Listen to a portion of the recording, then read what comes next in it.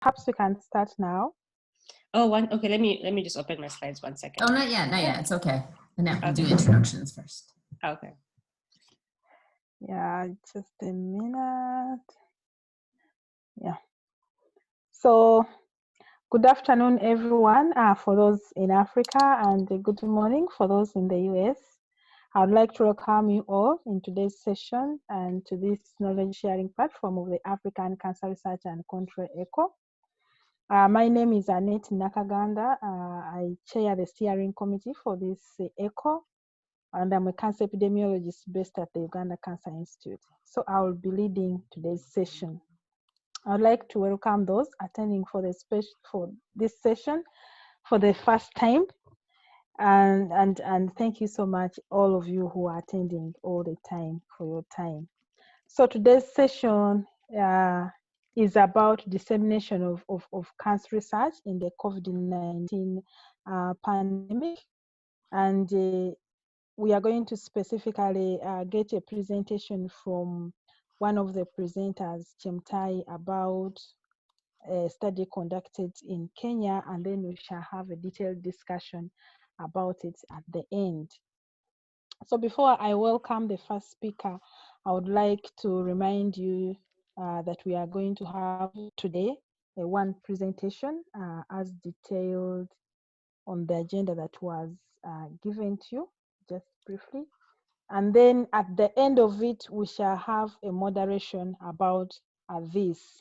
So this one presentation is going actually to detail more on scaling up cervical cancer prevention in Western Kenya and the treatment as access. And we are going to discuss the impact of COVID-19 on affecting both the research dissemination, but as well as the evidence-based recommendations for how to move forward with the COVID-19. So please mute your microphones if you are not speaking, and you can use the chat window to introduce yourself or make a comment. And if you can, please put on your video, because we love so much to see your faces as we interact here. And we also want to let you know that we are going to be recording this session and will be sent out to you all who shared your email addresses with the African Cancer Research and Control ECHO. So at this time, I would like to invite Dr. Chemtai to pull up her slides. Dr. Chemtai Mungo is an obstetrician, stroke gynecologist, and a clinical researcher who was really born and raised in Kenya. She received her bachelor's training and honors from the University of California and completed her medical school at the University of California, San Francisco. In medical school, she was a Doris Duke International Clinical Research Fellow and spent a year in Western Kenya working on cervical cancer prevention among HIV-infected women. She also completed a master's in public health from the Johns Hopkins Blomberger School of Public Health and a residence in obstetrics and gynecology in San Francisco. Dr. Mungo is passionate about using research, advocacy, and capacity building to pursue equity in global women's health. She's also passionate about advancing opportunities for cancer leadership among African investigators in global health, particularly in women. Her primary research is focused on increasing access to effective evidence-based cervical cancer prevention in low-middle-income countries. She's currently a Global Health Fellow at the University of California, San Francisco, and is a principal investigator on several NIH and NCI-funded cervical cancer studies in Western Kenya. So, Chemtai, we are really excited to hearing from one of your research projects. Please, over to you. Okay. Thank you, Annette, and thank you, everybody. Really a pleasure to be here. I've watched this forum from afar, and so thank you for inviting me to make this presentation. So as stated, my name is Chemtai Mungo, and I work in Kisumu in Kenya on cervical cancer, and we'll be talking today about a study that we just published in 1 second. Okay, study we just published in the AgeGo journal based on research from Western Kenya on cervical cancer. And before I start, I want to acknowledge the different folks who are behind this, and particularly, I think one of my mentors is here, Dr. Megan Hutchko, and the Duke Institute of Global Reproductive Health, who actually funded this study. So we'll talk about, I'll briefly talk about the burden of cervical cancer and the current priorities, talk about the key results of the study, some lessons learned, and future work, and then we'll have a discussion. So I think all in this group are keenly aware of the vast disparity of incidence and mortality of cervical cancer. This map, even though the data is a bit older, shows what we know that 9 out of 10 of women who die from cervical cancer around the world come from low and middle income countries.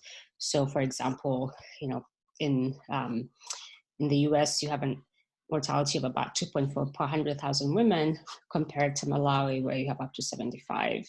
And those who work in these settings, Sub-Saharan Africa, Southeast Asia, I think all of us who work in Africa will know that the information on the ground bears this.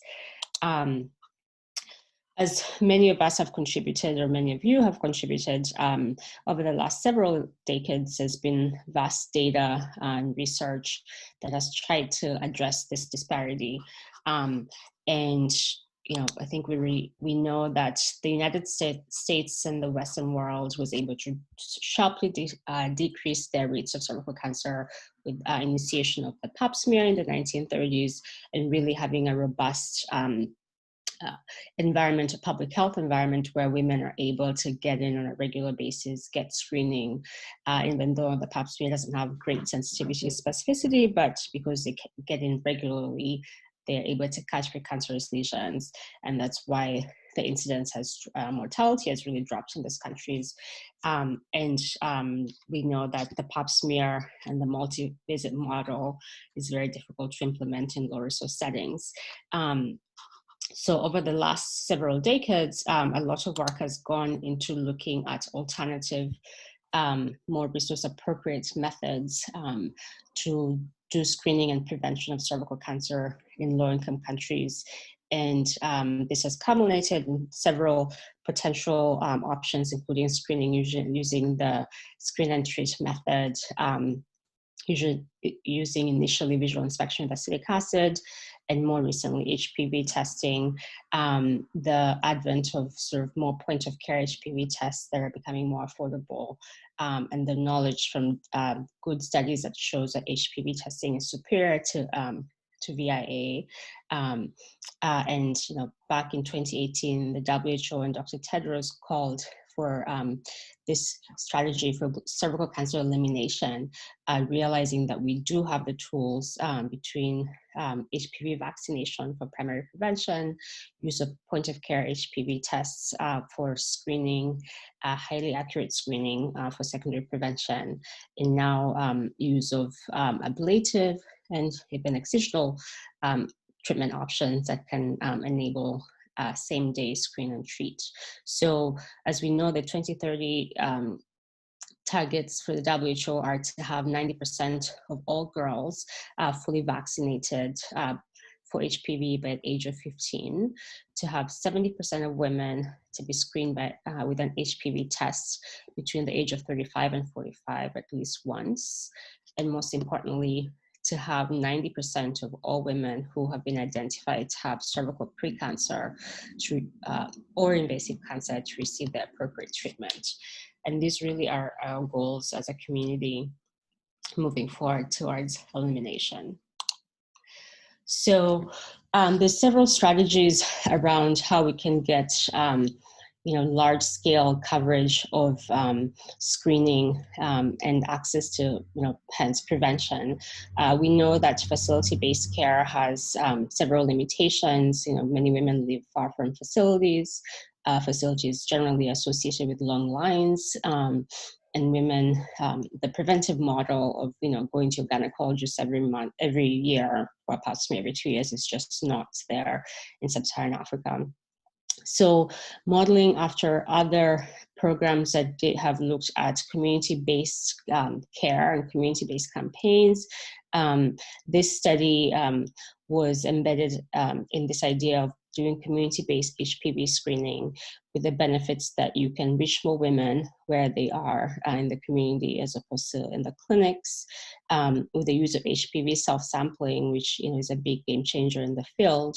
You don't need to do a speculum exam for every woman. You can provide her with a place at a private tent that she can do self-collection, so you can really cover much more women.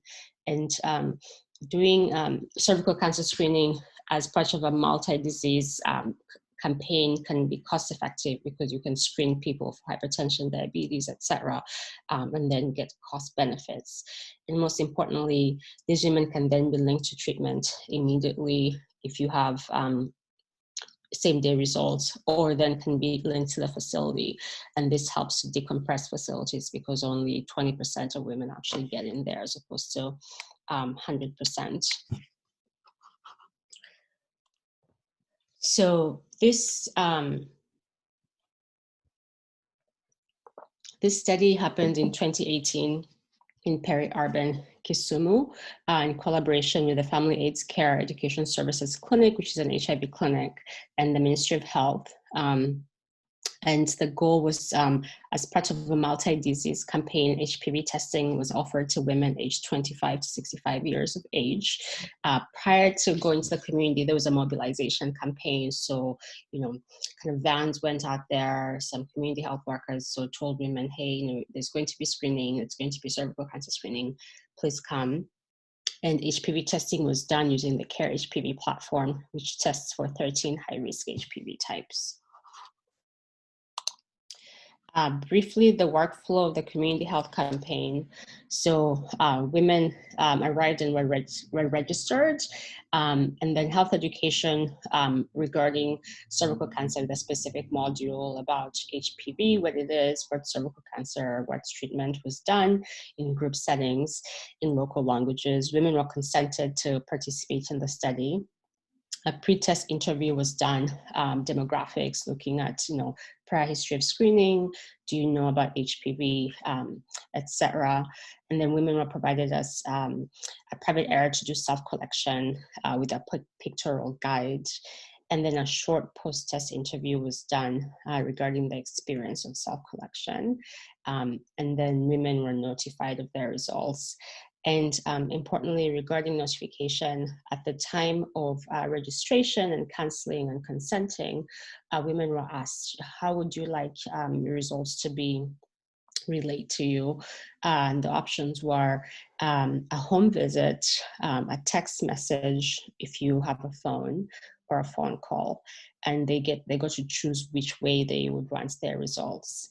Because of the kind of testing that was the testing platform that was used with CARE HPV, testing was batched, so same-day results were not available, and the idea was that women would be contacted with their results using their preferred mode of notification. So these are some pictures from a similar campaign, looking at registration, counseling, and these are, you basically get a tent and pitch it in the community and sort of serve women where they are. So some key results from the study. For this analysis, at least, we had 750 women who performed HPV self-collection. 18.6% were HPV positive.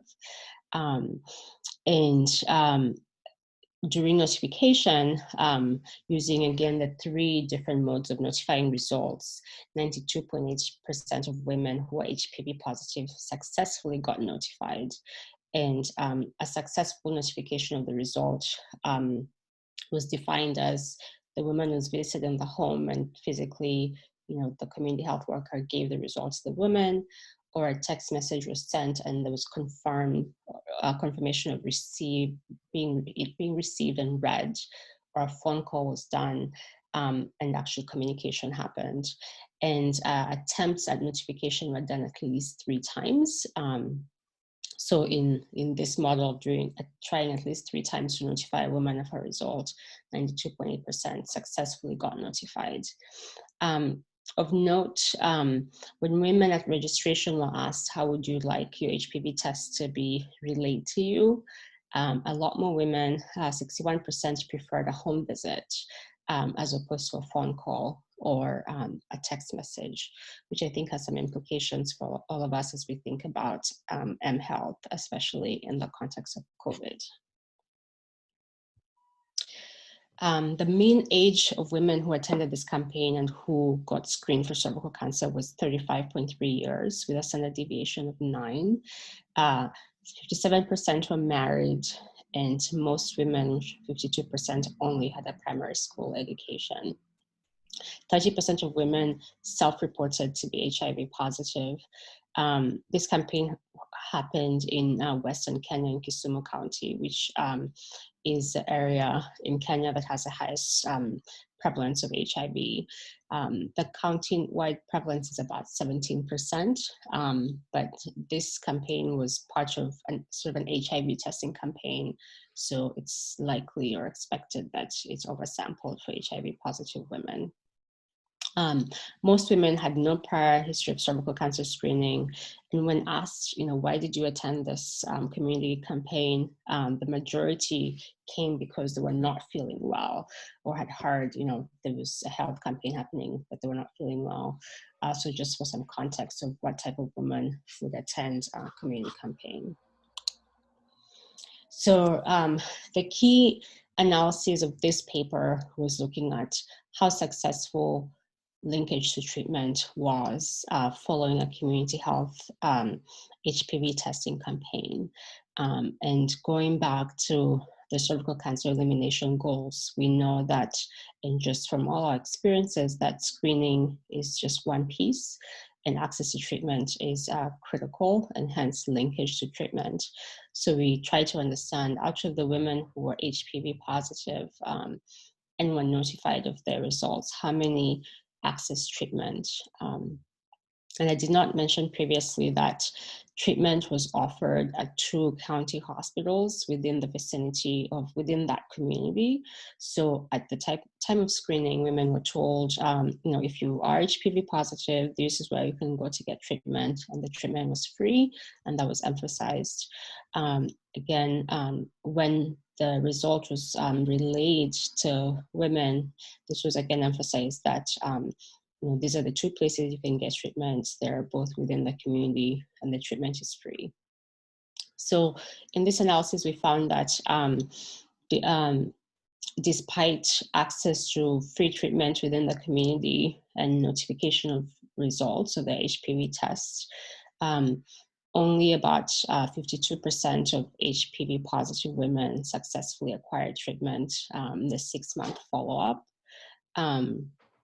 And about 77 actually went to the clinic, and then 73 got treatment. The median time from screening to notification of results was 92 days, based on kind of the model of testing and processing of HPV tests, and then getting them sent out and getting the notification happening. The average distance that a woman traveled from home to get treatment was actually not that long. It was about 27 minutes. And in looking at a logistic and regression of what predicted successful treatment acquisition, a woman who had a history of prior screening would predispose a woman to successfully actually getting treatment. And then interestingly, notification of their results via a home visit. A woman who was notified by a home visit had 4 times increased odds of actually going to get treatment compared to either a telephone call or a text message. So everybody has the paper, and there's a lot more data, but I'm gonna highlight that and kind of just have a little bit of discussion here around, I think one thing we learned from this study is that, despite sort of this model of really great counseling and education model, free treatment, that there was a lower rate of treatment linkage despite the treatment being free. And then when the women who actually made it to the clinics to get treated after they were treated with cryotherapy, which is what was offered, 100% felt that the treatment was acceptable. But there was a big gap between actually getting the HPV positive women to present to the clinic. Our analysis showed that a shorter time from screening to results notification was associated with being successfully getting treated. So basically, the sooner you can get a woman her result, the more likely she'll actually follow through. And this might be just related to the fact that we are humans and busy, and after 2 months you forget what that test was all about. This, I think this, and that is for all of us, kind of speaks to a big challenge in access to truly point of care HPV tests, where a woman can get their results immediately at the community campaign, and hence enable counseling, and ideally same-day treatment, because somebody who could mute the phone, thank you. Because I think that the big drop-off in not being able to link women to treatment was the fact that results were not available on the same day.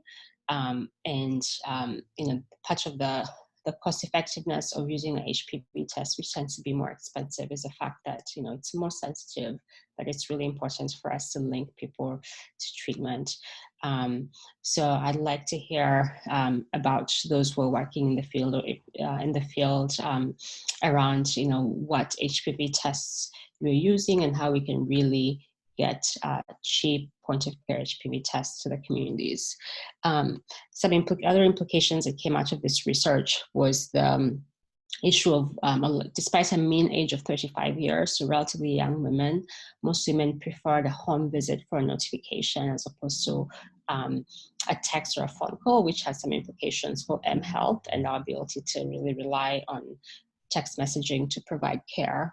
And then, of course, with COVID, significant implications for cervical cancer prevention. At Faces where we work right now, cervical cancer screening is not being offered in the context of a decreased workforce, and really focusing on ARV, provision, and how long will this last, and what happens to this, especially HIV positive women who are at increased really high risk of cervical cancer. So I'll stop there, and I'll turn it over to Annette. Thank you. Yeah, thank you so much, Chemtai, for that awesome presentation. It is really interesting to hear what is happening in reality. That is not all about testing. We still have a lot to do to prevent cervical cancer. So colleagues, I remind you that take note of your questions. You can put them at the chat window, or you can note them, and then you can air them verbally in this coming time. And I want to let you know that Dr. Ginsberg is going to take us through the next session of really discussing the implication of this research, suggestions, and comments as Chemtai has really put them forward. So I would like to invite Dr. Ginsberg. Dr. Ginsberg is a USA-based medical oncologist and global women's health researcher with a technical and policy expertise in non-communicable disease prevention and management. She's the director of High-Risk Cancer Genetics Program and associate professor in the section of Global Health, Department of Population Health at New York University School of Medicine. Formerly based at the University of Toronto from 2015 to 2016, she was a medical director at WHO and continues to serve as a consultant to UN agencies. Over the last 15 years, OFRA developed an implementation research program to improve access to early detection for breast and cervical cancer in low-middle income countries. She also conducts research to reduce cancer disparities in North America and is leading a new study funded by the U.S. National Institutes of Health to improve access to cancer genetic services through primary care clinics in New York. So I'm really honored to really invite Ofra to come and take us through the discussion section.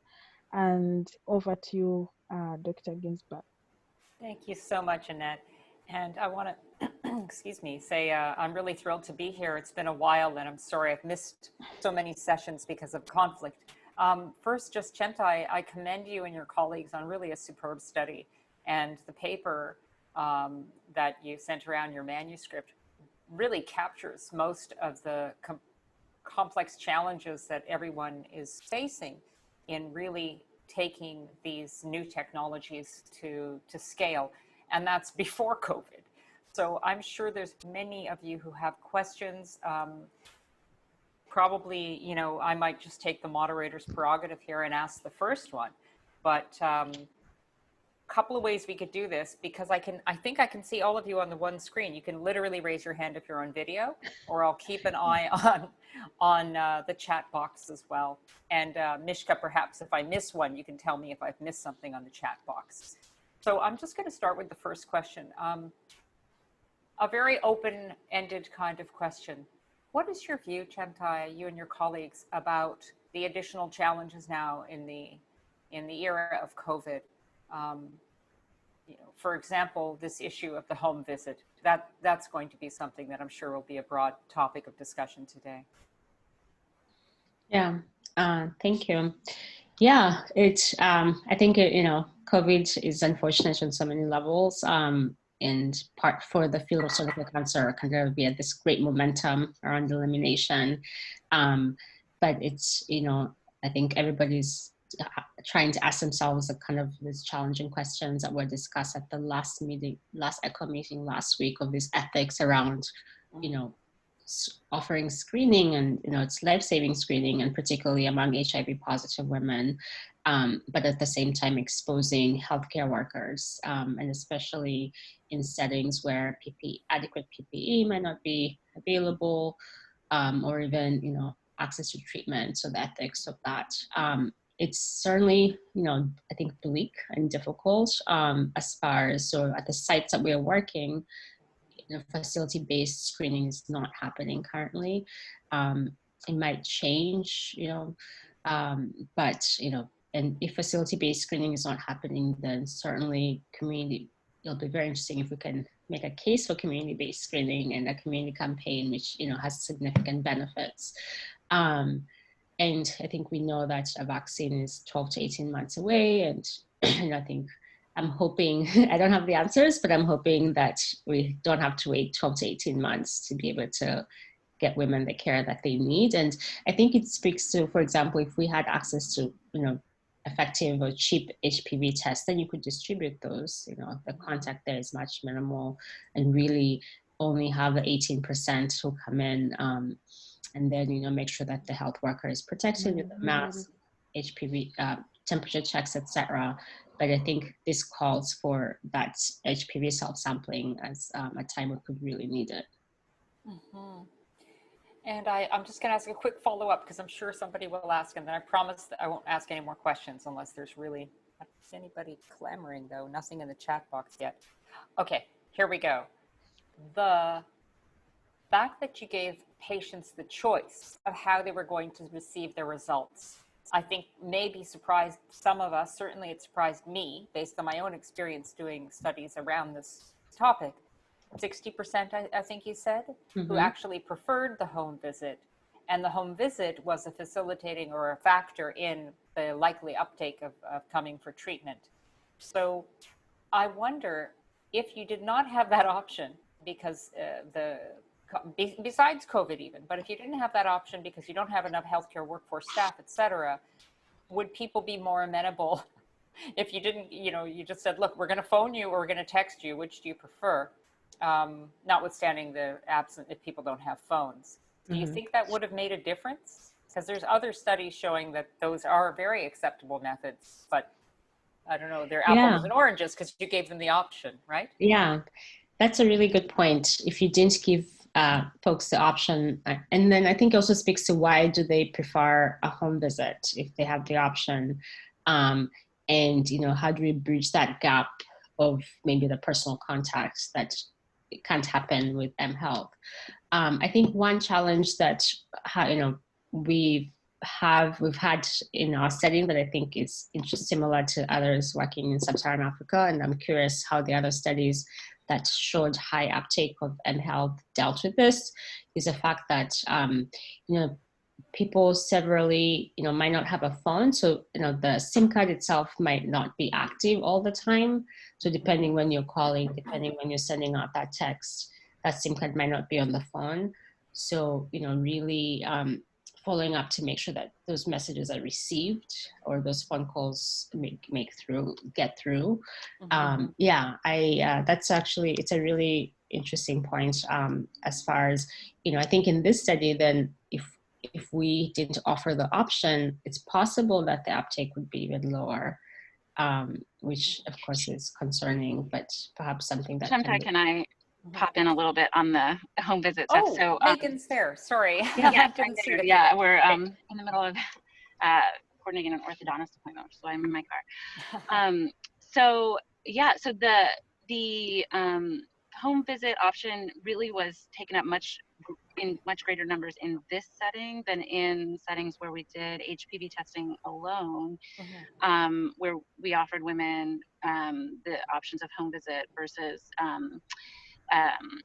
clinic visit, phone call, or text message, because this was really facilitated by community health volunteers going out for the multi-disease campaign, and their model was much more skewed towards the home visit. So the options within the larger campaign were home visit or go to the clinic. They weren't necessarily offering women a phone call or a text message to get the other results of the tests that they had gotten done at the campaign. When we did this alone, over, I think 60% of people opted for phone call or text message, or greater, I'm thinking, although the home visit was still associated with higher rates of follow-up. Yeah, I think I've seen that. Yeah. And I mean, that literature that you're referring to. Yeah. Sorry, I think we have company here. Hello. Yeah. So we're still trying to figure out ways to improve the communication and the counseling and the understanding, either at the time of the campaign or through some sort of phone call or a text message, because we know there's still that gap. And obviously, I just wanted to also comment on this 93-day gap median time for results and how it does really push the need for a better HPV test, because that was driven by the testing kits that we received having a short expiration date and then having to restart the process of getting those imported, and that just took months. So I think that the implementation factors in this study really precluded an analysis of how women would respond or come in for treatment if they had gotten their results in a timely fashion. And so it just speaks to how we need to have either a more regular or more supported test or a point of care test, ideally. Thank you so much. I see there's a couple of questions in the Zoom chat. Oliver wanted to know if people about people who selected the home visit were self-selecting as being more motivated to do follow-up, which is also an important question. And a related question, at the home visit, were there other people present in the room that Marianne wanted to know? Chemtai, did you want to answer that, or Megan? Chemtai? Yeah, so let's see. The people who selected the home visit, were they self-selecting? So they're more engaged, more educated. That's a good question. I don't know if we've kind of run an analysis around differences in kind of education, etc., amongst those who chose home visits, and hence maybe the choice for home visits is really a proxy for a woman with more education. Megan, do you know that? I would have thought it would be the opposite, actually, if I had to hypothesize. Yeah. We didn't in this study, but in the other study, people who opted for home visits were less likely to have markers of engagement with the healthcare system, like beyond family Right. planning. They were often older, had less education, and had lower chance of prior cervical cancer screening. Yeah, and I've seen that in other studies as well. So it's all very important and interesting factors. Now, I want to open it up to the whole group. So I'm trying to get back to the gallery view. How do I do that? One sec. Probably easier. Ah, thank you. I'm not that technically inclined. So surely there must be more questions. I'm looking for people to raise their hand or to, aha, Annette. Yes, please. Yeah, thank you so much. My question, it's like a question or a suggestion, I don't know. Chemtai, we really want to know more exactly the pre-information stage or the counseling stage before the testing, before accepting to test for the HPV. Because from our experience of HIV, when it had just come, there was no treatment, and the importance of having a test and discussing, Ofra tried to mention it, the implications of the results. One, the options of the results, that you either are going to get a negative or a positive result, and two, the implications. What do you do in case you are HIV, you are HPV positive? Because people need to prevent themselves from getting cervical cancer. And then if you are HPV positive, what do you need to do? So that people know the implications very well. We don't know whether that, information is the most important tool, other than giving me the positive test. And also the myth, because cancer still comes with a lot of stigma in our settings. Yeah. And somebody being told that HPV is a virus that has been found to be so much associated with cancer of the cervix. Already they have HIV, and now you are telling them they are HPV positive. They might have gone to use alternative medicine. They might have gone to use, So with the pre-stage, how was it done? Or is it something you think needs to be done more, empowering these people with information a lot? That is number one. Two, at the point of giving results, I know people might have opted for a phone result or whichever, an SMS. There are implications for this when it comes to policy. Like in Uganda, there is a policy that you cannot give HIV results on phone, because there is a lot more than just telling somebody you are HIV positive or HIV negative. Even if they are negative, you want them to discuss fully what they are going to do to remain negative. Even if they are positive, we want them to discuss fully. So giving just an SMS without a discussion may be just useless, because the most important thing is to reach the stage of treating or preventing from cancer. So what is your way forward in regards to just giving somebody an SMS? Would you have done anything? Yeah. Or rather not do it until you get that chance of making sure that we actually either give the results at the point where treatment can be offered, then they pick their results, and all information can be offered, something like that. What do others think? Yeah. Thank you, Annette. I think you've hit the nail on the head. There's still a lot of stigma. There's still a lot of stigma. I think we know that there's stigma around cancer. And, HIV is more accepted as a more chronic disease. Yeah. But cancer is still very much felt to be sort of a death sentence.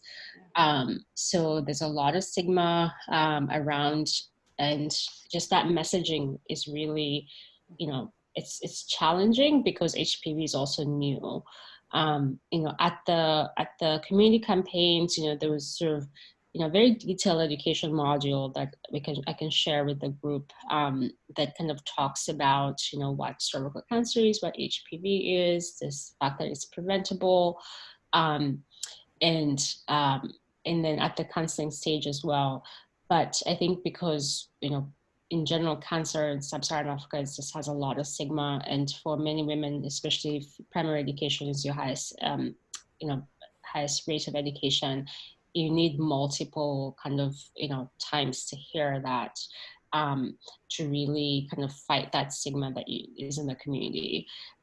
So we definitely, it's something that we see a lot, even in other studies where we are, calling back HPV positive women to get treated. We always like community health workers are really trained to focus on the fact that HPV positive does not equal cancer. Like, try to say that over and over again, but it takes a lot of time, and Dr. Hatchko has work going on in trying to kind of really dig down on the stigma issue.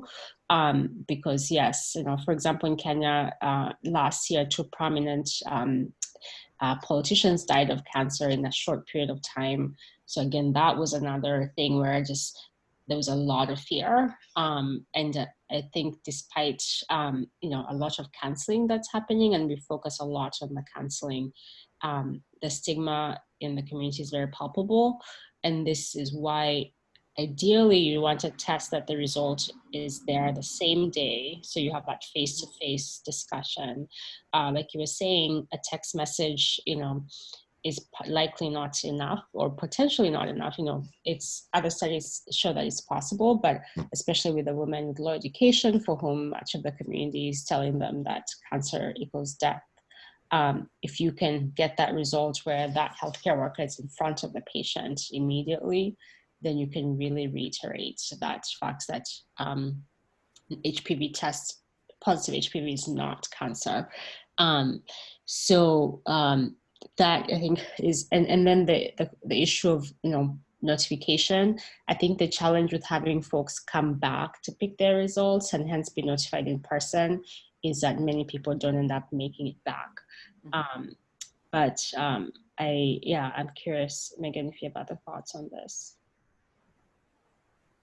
Yeah, I mean, I agree with everything that you said. I think the stigma and fear piece, it plays such a large role, because we sampled about 1/3 of women who left, who, as they were leaving the campaign, and part of what we asked them about was their understanding of HPV and treatment options. And I think between 95 and 100% understood that if they had a positive HPV, there was treatment available and could describe what it was, in a multiple choice or a closed-ended question. And so there is, I think it's a combination of the logistics and the stigma that is preventing them from getting back into treatment, more so than the lack of understanding. But as Chemtai said, we need, this is a relatively new type of health messaging, HPV. I think what we have seen in other studies is that it sort of conflates with HIV messaging. And I think we are sort of straddling this line by trying to understand better what the cervical cancer related stigma is and how the fear of cancer may prevent women from getting back in for treatment, but also then trying to ensure that women understand that it's important that they get this treatment. And I mean, I think that's been a global issue with counseling for HPV. I see patients in the US who have a hard time understanding that pathway between HPV and cervical cancer, and differentiating what a cervical cancer, what an HPV diagnosis means. So how can the message have enough strength that this is the potential pathway to cancer, so you do need to come in to get treatment, but let's message that in a way that doesn't paralyze people with fear or get into cancer-related stigma. Thanks. These are all really important. We have And something we have a couple on of the chat. Yeah, I was a couple about of to. hands. So what do we do? So similar study has been published from Ethiopia. This is from Malukin. I apologize if I'm not pronouncing your name correctly, and you might want to unmute and ask directly. In Ethiopia, you published a study, recommended point of care as viable option. Please, if there's any new developments in point of care, and we'll address that in a second. I'm going to read the second question from Amaka. I'm curious about the 92-day timeline. Again, if test kits are available, if this can be shorter, but I think, Megan, you've already addressed that this was an unusual situation, or perhaps, sorry, it was Chemtai, regarding the expiration of some of the kits, et cetera, we've talked about. And Amaka goes on, in my experience, having a physical meeting and trying to encourage women to have tests done yields more than perhaps sending out messages to encourage testing. Social mobilization now in the COVID era might be challenging. Everyone's focusing on COVID. If I may just comment briefly on that myself, or ask an additional question to throw into the mix here, is that we have also the issue that I think a lot of us, when we deal with cervical screening as our project, and especially from the research side, we sometimes forget to take a, not that you did this, but we forget to take a broader look at the health system as a whole. And for example, you know, ideally you'd have community health workers endlessly being able to go to people's homes and have these discussions, and notwithstanding COVID, but in fact, community health workers tend to be unpaid or underpaid. Maybe they work off of incentives, and they have other health tasks as well. And so research into the additional burden on community health workers, particularly women often, is also an area that needs to be looked at, in addition to the additional cost required to do home visits versus other options. So I'm just throwing that out there as moderator's prerogative. Who wants to take a stab at that? Chemtai, do you want to address any of that, or we could open that up further? Go ahead. I think the 92-day timeline was mentioned, that this was particularly kind of an implementation issue with the test kits that we had. I think that timeline could be reduced. For example, you know, if you had a really, you know, if you had a robust kind of system where you batch the 90, you could potentially, you know, get a result in a day or 2 days, depending on where the lab is, or a week, or I think 2 weeks is probably very doable. And yes, the physical meeting makes a huge difference. And I think that's a challenge vis-a-vis COVID. In relation to the other question from Ethiopia, about, I think we definitely need more point of care tests. And at the last cancer meeting in Maputo, there was some interesting tests in development. I think there's a group from Rice University that's testing, you know, $2 potentially HPV point of care test. So, and you know, I don't know if anybody's here from the Clinton Foundation. I hear that they're trying to push into the market a test that would be less than $5. That's point of care, but I think that's really, I think, where the money is as far as the new development of cheap and affordable point of care tests. Mm-hmm. And I apologize, I'm having trouble seeing the whole screen, especially with the sharing, and I'm on my little laptop. Oh, that's better. Sorry. Does anyone else want to address that issue? I can say, I mean, we know about new technologies being developed, and some in different phases of approvals, et cetera. And there's a lot of effort now looking at trying to get something that's more point of care. So I think that's an important issue that's noted by everyone. I see that Jane has a question, and Benda as well. Jane? Yes, so this is Jane from Zambia. I don't know if you're able to hear me. Mm-hmm. Yes, thank you. Yeah, so I think I've learned quite a lot on HPV. We recently started or introduced HPV testing in Zambia, and I'm sure we're going to get a lot more information from the Ministry of Health, but I work for the Center for Infectious Disease Research in Zambia, which is CIDRS, and we are the first ones to start implementing on behalf of Ministry of Health.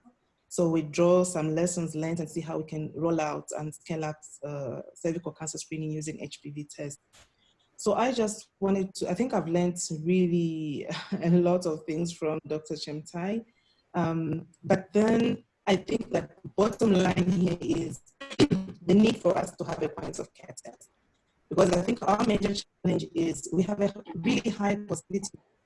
I think that ranges between 42, 47%, and then in some areas it goes even as high as 51%.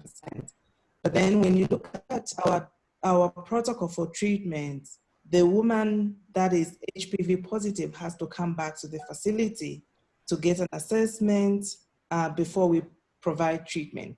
So our rates are really, really low, and we're talking about rates as low as 26% in terms of the ones that have already come back for treatment. So I think that the bottom line is the need for us to have a point of care test for us to reach these women. And that's why we had introduced VIA screening, because it's a screen and treat. It's within the same visit, you screen, you treat, and the woman goes, because coming back is really a challenge. And also we're dealing with so many women in different settings. We have women in rural areas that you have to keep, I mean, you have to follow them for you to screen them. But it means you have to find additional resources to go back and screen them, to go back and assess them for the HPV positives. So I think it's really been a lot of challenge for these women, especially the ones that have been HPV positive, for further assessment. So I just wanted to find out what protocol, what's the treatment protocol like for the HPV positives? Do you just go ahead and treat all the HPV positives, or do you do a further assessment for you to provide treatment? Just that question. And what treatment are you providing, by the way? Thanks, Jane. Really important comment. I think at the end, it was a little hard to hear your audio, but I believe, Chemtai, you were able to hear her question. Yeah. So for this study, we treated all HPV positive women regardless of the VIA result, but we did VIA to determine eligibility for ablation. So and VAT. Visual evaluation. Assessment for treatment, assessment for treatment. Whatever they're calling it now. Yes. Yeah. There's a new acronym coming, by the way. Apparently. And I think the WHO says you could do both. You could treat all HPV positive women, or you could treat VIA. For this study, we treated all HPV positive women, and prior therapy was the treatment unless they needed a LEAP. Mm-hmm. I was actually going to ask that. What about women with more advanced lesions? I mean, if you're having, this is such a huge issue, isn't it, for everyone? I mean, as you roll out cervical screening, you're going to find more women ostensibly, especially in Zambia. You have the most experience, I think, in the early days of this, finding people with potentially curative invasive cervical cancer, and the loss to follow up there all along the care pathway needs to be managed. Did any other comments regarding that question before we go to Benda? We'll go to Benda now, please. Greetings, everyone, and thank you so much, Chemtai, for that presentation. I came in at the back end of it, but I did touch on quite a bit to be able to raise two issues. The first one relates to what has just been mentioned right now, and a bit of a concern in terms of addressing overtreatment if we're going directly into treating before we do the visual assessment for treatment, to be able to know what we're dealing with from a positive HPV result. How do we handle that as a community of practice going forward to avoid overtreatment, but also to give the right therapies for the women who deserve them? That's the first question. But the second one is relating to communications and behavior change communications, as well as advocacy. This is a fantastic research that gives us a way to go forward, and looking at what the WHO has called as the global call for elimination. We need to be thinking as a global community of practice, how do we take such research and start advocating for the right tools for us to be able to scale up HPV testing as early as possible? And so I'm going to pose a question to not just Chemtai, but to the rest of the team presented today, that what do we need to do in advocacy to be able to get the sense of urgency to cervical cancer prevention and elimination? One, because if we look at what COVID has taught us, it is possible for the global community to rally around a cause and to be able to bring the necessary resources, necessary political willingness, and necessary policies to make changes in the healthcare system if an issue has gotten the high level uptake on advocacy. So what do we need to do as a group of people who are committed to cervical cancer elimination to get the same sense of urgency as we've seen in COVID-19 situation? And thirdly, and the last one, is we've seen the possibility of rapid testing in COVID-19. We've also seen global multinational global pharmaceuticals scrambling to be able to come up with a rapid testing kit. What can we do to get the same sense of urgency? Women are dying unnecessarily. We could learn from this and then use it as an advocacy platform, that we shouldn't lose the sight of the lessons that we're learning today in the healthcare system. It's open to everybody to discuss, really. Thank you. My goodness. Thank you, Benda, for raising such an important topic and so beautifully right as we're wrapping up the hour. I can't believe how fast this went by. I wonder if, Mishka, what do you think is best in terms of the timing here, or Annette rather? You know, we've got maybe 5 minutes left. Does somebody have a burning, maybe we'll give it to Chemtai, who's the presenter, to address a bit of what Benda touched upon, and then we'll call it a day. Thanks. Yeah. Thank you, Benda. As always, I think, advocacy is really important. And I think as scientists, we need to work hand in hand with advocates like Benda and others, because that sense of outrage, I think, is really important, and kind of getting political will. You know, as scientists, we tend to not be as good advocates, but really partnering with advocates and giving women that voice to get that sense of outrage that should be there. And like you're saying, you know, if there's enough political will, then the rapid tests, you know, will happen. So I think it's a challenge for all of us as a community, especially as scientists, to really make sure we're partnering with advocates and being, I think as scientists, we are taught not to be controversial, but, you know, to really get patients the care they need. We do need to push those boundaries. You know, at the last meeting in Maputo, somebody said, you know, cervical cancer death should be a reportable death because it's preventable. I think I said that. Exactly. Yeah, I think you say that. So really, yeah, we should not get comfortable. And, you know, for example, where we work, you know, access to treatment for early cancer is so weak, and we should be outraged about that.